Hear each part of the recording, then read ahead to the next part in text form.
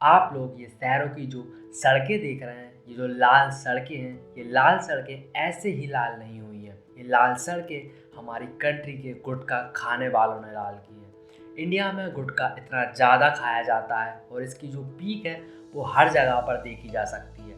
फिर चाहे road side walls हो, स्ट्रीट हो या फिर कहीं पर भी आप इस गुटखे की पीक को यहाँ पर देख सकते हैं।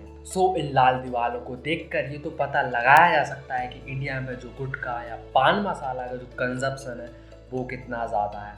इन गुटखा प्रोडक्ट्स का जो कंजप्शन है वो इतना ज़्यादा क्यों है, आज के इस वीडियो में हम इस बारे में ही बात करने वाले हैं। चलिए शुरू करते हैं आज की हमारी वीडियो, जिसका टाइटल है why Indians like gutkha so much.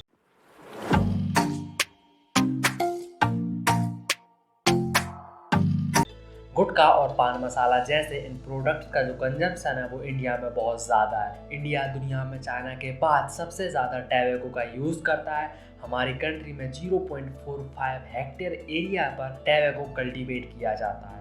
पूरी दुनिया में जितना भी टैबेको कल्टीवेट किया जाता है उसका 10% केवल इंडिया में कल्टीवेट होता है। वैसे तो जो गुटखा है उसका जो इतिहास है वो पूरी दुनिया में बहुत पुराना है।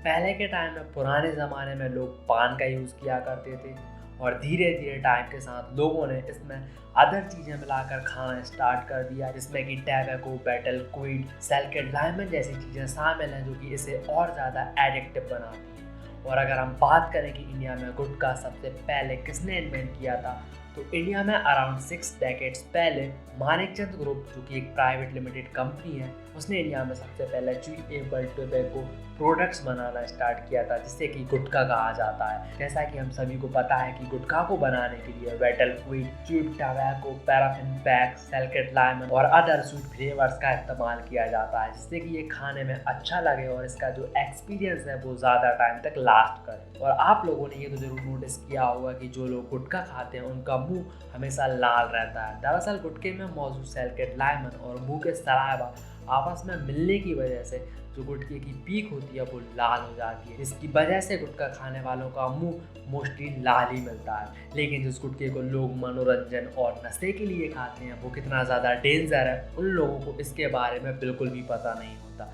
जबकि जिस पैकेट का गुटखा, यानी कि जिस पैकेट का टैबेको वो यूज़ कर रहे होते हैं, इस पैकेट पर खुद लिखा होता है कि this is injurious for health, लेकिन उसके बाद भी लोग उस गुटखे को यूज़ कर रहे होते हैं।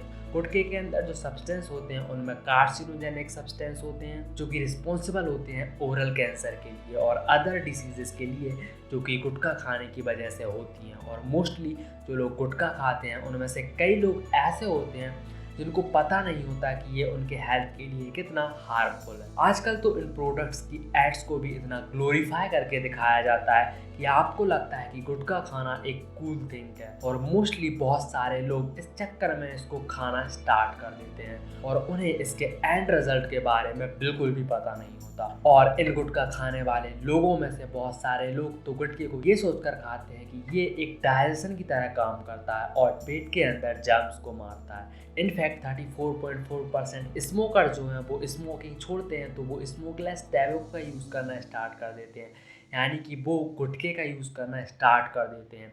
लेकिन उनको पता नहीं होता कि जो वो टैबेको खा रहे हैं, स्मोकलेस टैबेको का यूज़ कर रहे हैं, उसकी वजह से उन्हें हेड, माउथ, थ्रोट, नेक के कैंसर भी हो सकते हैं। और गुटखा खाने की वजह से ये लोग metabolic syndrome, hypertension, diabetes and obesity जैसी बीमारियों का शिकार भी हो जाते। लेकिन इतना एडिक्टिव और हार्मफुल होने के बाद भी गुटखा जो है वो यह 2015 में दुनिया भर में 4th most common addictive product था। ऐसा नहीं है कि सब लोग गुटखे को केवल हाई होने के लिए यूज़ करते हैं। इनमें से बहुत सारे लोग ऐसे भी होते हैं जो कि गुटखे का यूज़ अपने हंगर को मारने के लिए करते हैं, और कई लोग इसका यूज़ अपनी कैपेसिटी और स्टेमिना बढ़ाने के लिए भी करते हैं। जब भी कोई पर्सन गुटखा खाता है तो गुटखे का जो मिक्सचर है वो उसके सिस्टम में इमीडिएटली इंटर कर जाता है उनकी ओरल कैविटी के जरिए, जो कि उनकी बॉडी में स्मोकलेस टैबेको के साथ 28 कार्सोजेनिक केमिकल को लेकर जाता है, इंक्लूडेड निकोटिन। और सबसे डराने वाली बात तो ये है कि इंडिया की 25% पॉपुलेशन टैबेको प्रोडक्ट्स का यूज़ करती है, इंक्लूडेड सिगरेट और अदर सब्सटेंस। इंडिया में लार्जेस्ट नंबर है स्मोकलेस टैबेको यूजर्स का पूरी दुनिया में। वहीं गुटखे जैसे जो प्रोडक्ट्स हैं उनका सबसे ज़्यादा शिकार गरीब लोग होते हैं, क्योंकि उनको इसके बारे में इतनी नॉलेज और अवेयरनेस नहीं है। इन सब फैक्ट्स को सुनने के बाद आपके माइंड में एक बात तो ज़रूर आ रही होगी कि अगर गुटखे जैसे प्रोडक्ट्स इतने हानिकारक है तो इंडियन गवर्नमेंट और अदर कंट्रीज़ की जो गवर्नमेंट है वो सब मिलकर गुटखे को बैन क्यों नहीं कर देती। गवर्नमेंट गुटखे को बैन इसलिए नहीं करती क्योंकि उनको इससे अच्छा खासा इनकम टैक्स आता है।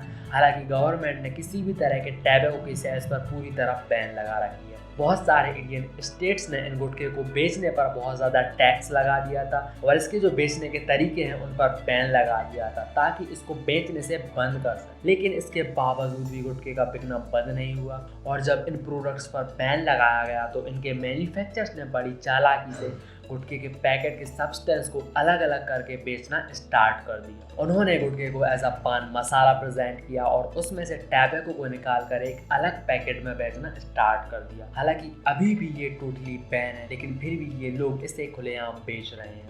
अब बात आती है कि ये स्मोकलेस टैबेको प्रोडक्ट है वो इतनी आसानी से एडवर्टाइज कैसे हो जाते हैं और इतनी बड़ी बड़ी सेलिब्रिटीज़ इनको एडवर्टाइज करती क्यों हैं जबकि उन्हें खुद पता होता है कि ये डेंजरस है, हार्मफुल है।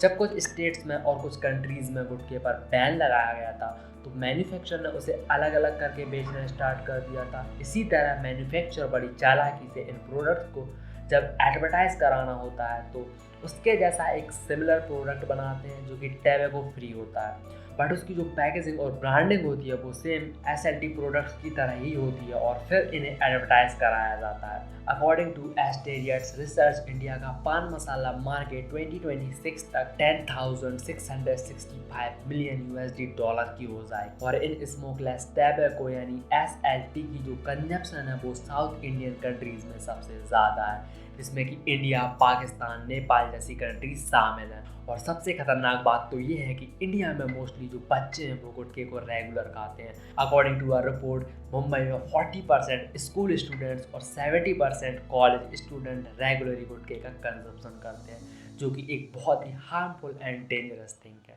सो आई होप आपको हमारी आज की ये वीडियो पसंद आई होगी। अगर आप ऐसे ही और वीडियोस देखना चाहते हैं तो लाइक करें, वीडियो को शेयर करें अपने फ्रेंड्स एंड फैमिली मेम्बर्स के साथ। And thank you for watching.